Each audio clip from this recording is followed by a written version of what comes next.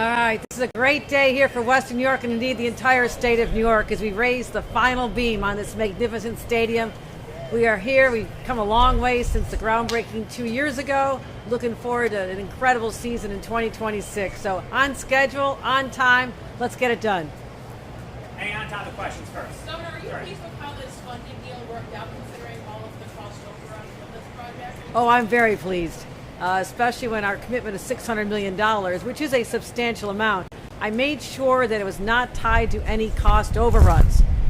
In addition to just saying that as part of the deal, the bills have to stay here at least 30 years, those are the two priorities I had in my negotiations, and I'm really glad I was able to get them over the finish line.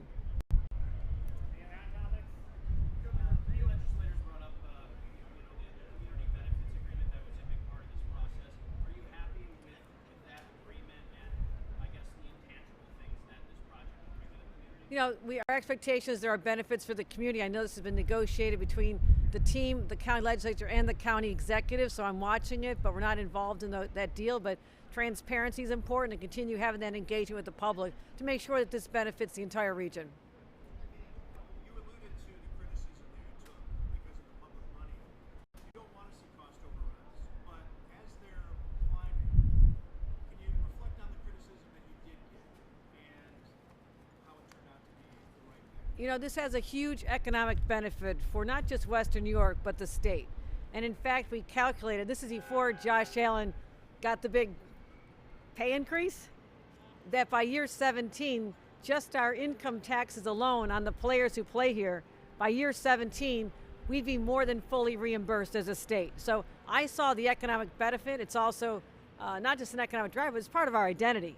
And this is hard to explain to people who live elsewhere in the state, but I will tell you this, having been governor now the few years since we negotiated this deal, there is an energy and support for this team that was never there before. I have been the biggest booster, but especially how well they're playing.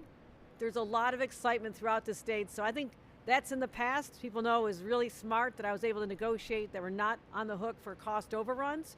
So our $600 million, again, will be paid off by this income tax levied on the players. So we're in a good place. Time for one more off-topic. Hey, Governor Hochul, it's been 2 months since a judge issued his ruling regarding the Kensington Expressway. From everything I've been told, it's going to be your decision whether or not the project moves forward with the EIS or it's dead in the water. No, it's a complicated question because it's disappointing that when we bring the resource to do something that the community has wanted a long time, and Crystal Peoples-Stokes and I decided my first year as governor that we'd finally heal a community that was severed by this highway since the 1960s and right the wrongs of the past, and then to have people thwart us in court and stymie this. So this is what happens too often. It's discouraging. I wish it hadn't happened, but I now need to take the time with my attorneys to analyze what our next steps are.